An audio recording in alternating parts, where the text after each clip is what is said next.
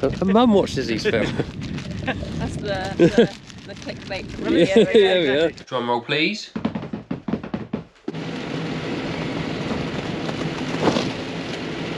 Popping on. Got a lot of thistles in this margin. Morning, everyone. New week on the farm. New jobs to be done. Been out with the old topper this morning. Just catching up on some more margins that need whacking down before harvest. We're expecting some rain tomorrow, but after that, they actually give some dry weather. So we're hoping we'll be able to crack on with a bit of combining. It's a bit of a sorry state here, the same as everyone else around the country. We've got grass and all sorts growing up between, and oats, look, up through the corn. A lot of it has been either grazed or lost its heads. And look, it's just gone so brittle, you just touch it, all falls apart. So it's not going to be anything to write home about this year, unfortunately, but everyone's in the same boat, so can't really complain too much. A bit of green stuff in the tram lines, which is a bit annoying. I don't really want to go around and have to spray any of it, because I'll probably do more damage than good. But I've been around and topped off all the margins so that Tom can have a clean cut with his combine when they come and do that. I reckon this wheat here is only 2 dry days away from being combined. Yeah, I reckon it's probably somewhere around 25% at the moment. You might be able to hear, I have got a bit of the old man flu. I'm on the arse end of it now, so I'm feeling a lot better than I was the last couple of days. Got myself in a right pickle here. I tried to turn in the gateway there, and it wasn't happening. So then I tried to back in, and that also wasn't happening. So I ended up having to open this gate and sort of drive in and back in there. I got myself proper stuck. It would have been some good viewing. But anyway, I'm gonna shut all this gate up now. We'll head off that way, find another field to do. Topping on. Got a lot of thistles in this margin for some reason this year. So what we'll do is we'll get them right over tight into the corn. It's all starting to lay over and go flat here, which is really not ideal, because that will start growing again out the years. But anyway, that's what it minces it up to. A little bit of a before and after. Very satisfying. Yeah, this is all quite upsetting here, because pigeons are landing it, it will start growing again. Do really need to try and get that done this week if we can. Look at that, spreading thistle seeds. Oh. Would have done this a lot sooner, but a lot of the margins around the farm have been part of a trial, so they've had some infrastructure on them up until the end of last week. It's all been picked up, so we can get on it again now, which is fine. Just got to work around some things sometimes. Oh, there's a lump. Right, I am now done with said machine. I have found a pink sock in the field. I believe that's Rex's. I did back down that strip and just cut a bit there. That is supposed to be wheat. We'll blame the sprayer operator for that bit. He had a rubbish year. But basically anywhere that there's a margin now, it's been nicely topped. Leaves a nice clean edge from the corn in the margin. We'll come down and do the hedges in September once the corn's off, before we put in the next crop. Now this is poor field, it's called. Sits really, really wet, really, really heavy clay. And basically if you get a crop into it in the autumn, you just shut the gate and that's it. Get in here in the spring then with some fertiliser. It has definitely withstood the drought the best. There's a really nice canopy of corn there. It's not gone down yet either. So I actually have high hopes for this. Only time will tell how we get on. So I'm going to go take the topper off, see if I can find myself another job to do. There are various things that need doing. Just in what order, I do not know. Now the next morning, and we put the dung trailer on, or one of the silage trailers actually, and we're going to start shifting some dung. John's been out spreading in the Massey yesterday, and we've obviously got a massive pile in the midden still that needs shifting. 0161, Manny on the map.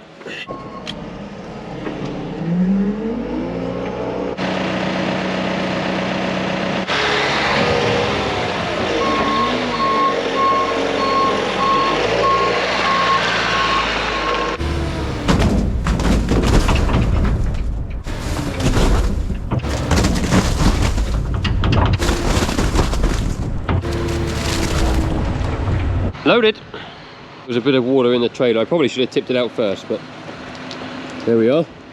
I don't like to overload them just because it is heavy stuff. See, there's a bit of squashing on the tyres. Smells good. I stuck the front weight on as well just to balance the tractor up a bit. It does help.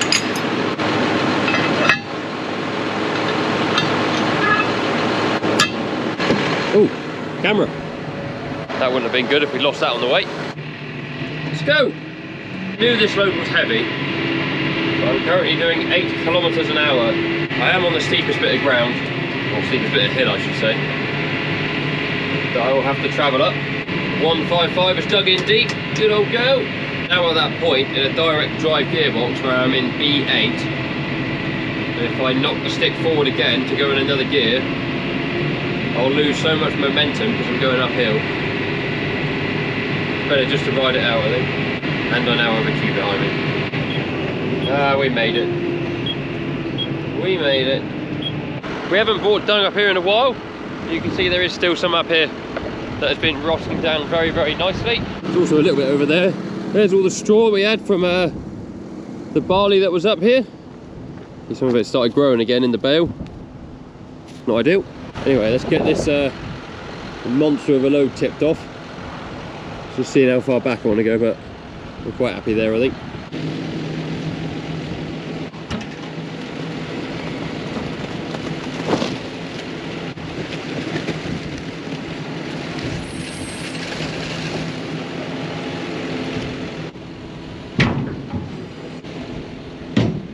That explains why it's so heavy, how wet it is. I didn't know that. Perhaps we won't put quite so much in the next load. That is where we're off now. We'll go home, load up again. After coffee today, so I'll take another load of dung up and then we'll stop and have coffee. After coffee, me and Dr. Phil are heading out with Alice, who is one of the field techs here, and we are going to start setting up sample points for the wheat for whenever we get around to harvesting it. So that includes marking out a GPS point, taking a soil sample, and then when we actually come to harvesting, taking a straw and a grain sample as well. So I will show you a little bit of what's going on when we do that. A point in the road now where I need to turn left, but I need to swing out into the road to do so. People always like to try and overtake me, so I always make a point of putting the camera on, just in case anything bad happens.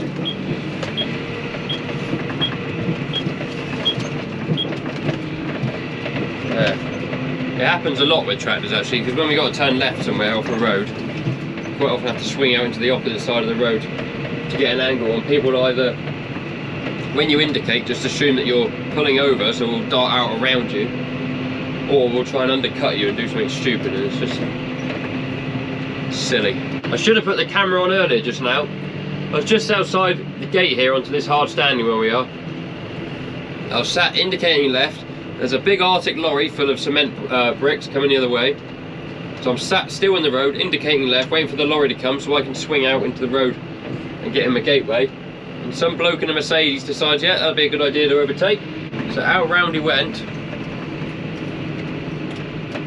only to find a lorry look at him coming the other way. I don't quite know the best way to go about educating drivers that are following tractors. I know we're slow and we're in the way and we're awkward and people have got places to be, but it ain't no good having somewhere to be if you ain't going to get there.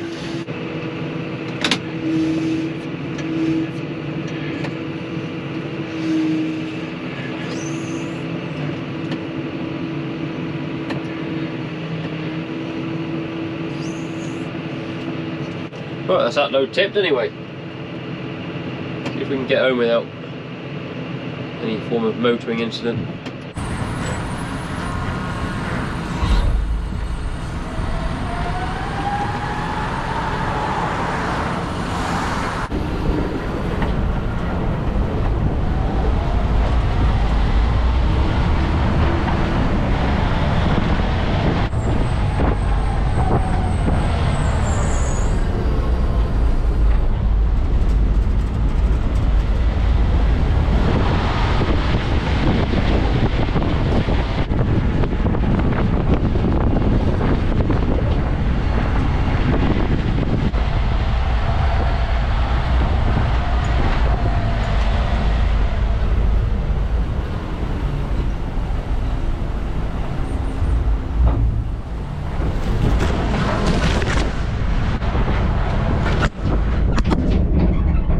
stuck a magnet on the trailer with a GoPro on it when I left the yard where I tipped the dung. I just looked in my mirror and I've seen the GoPro is gone. So I'm hoping it's fallen into the empty trailer. If not, we might be going GoPro hunting. Moment of truth. Ah, yes, it's there. How do I get in? I made myself a ladder out of a dung bucket. And here we may find... Oh no! What's happened to you? Are you okay? This needs a clean.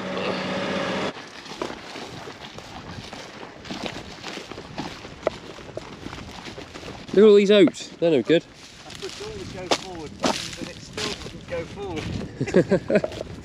I forgot to tell you not to go anywhere near that corner.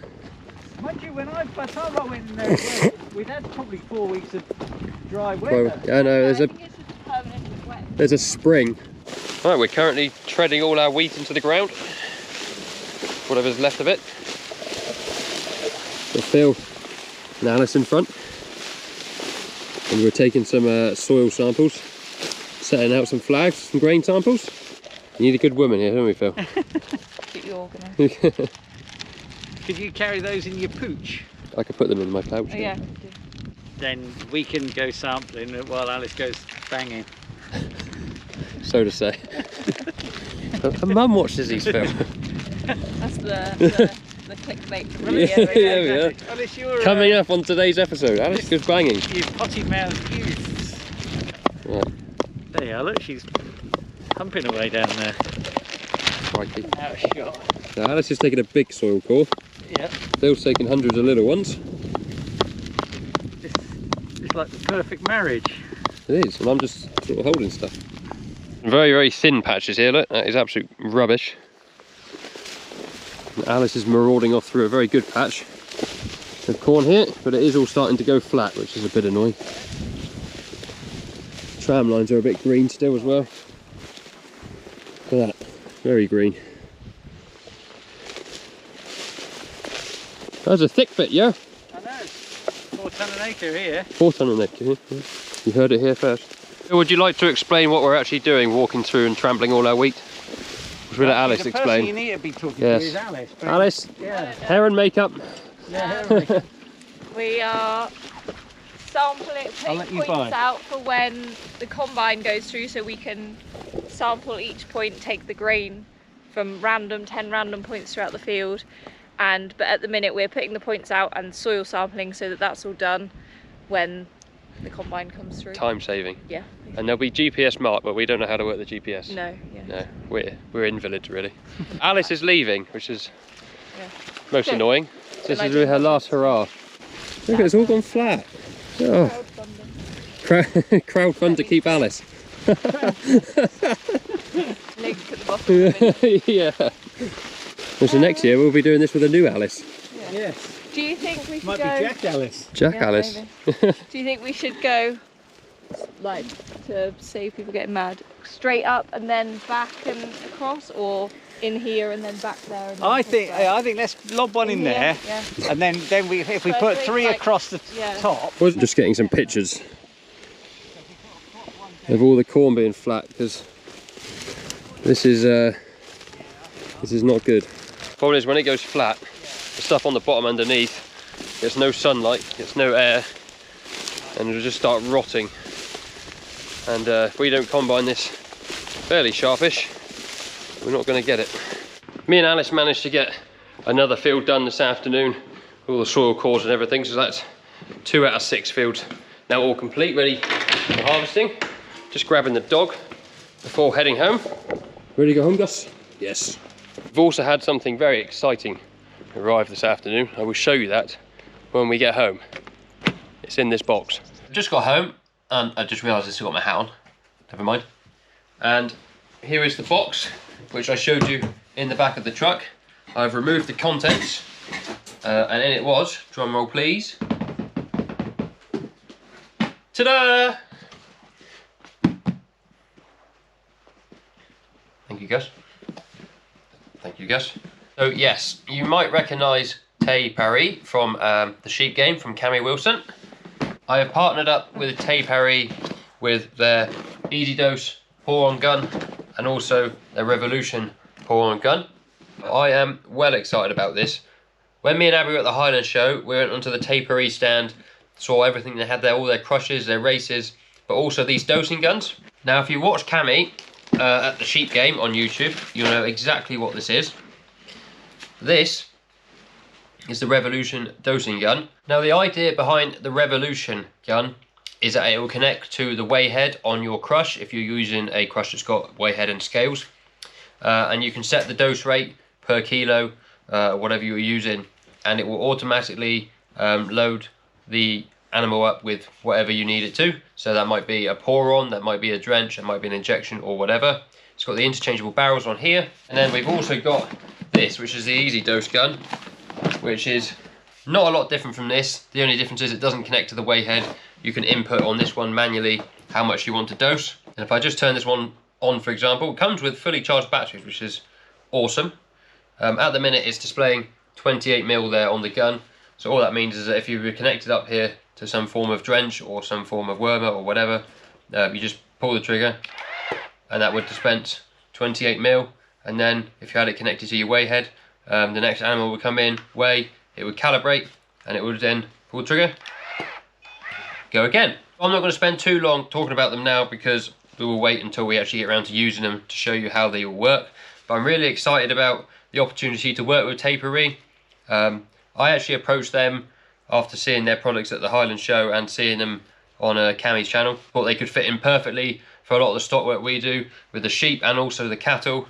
And yeah, I thought we could really get the best out of these. So really looking forward to using them as and when we get the chance. That will hopefully be quite soon. So keep your eyes peeled for some videos, including the Tay Parry dosing guns. So on that exciting bombshell, guys, thank you very much for watching. We will, of course, bring you plenty more content with the Tay Parry equipment. Loads more exciting stuff happening on the channel, so please do subscribe so you don't miss out. Give the video a thumbs up if you haven't already, and we'll see you guys on another video very soon. Cheerio.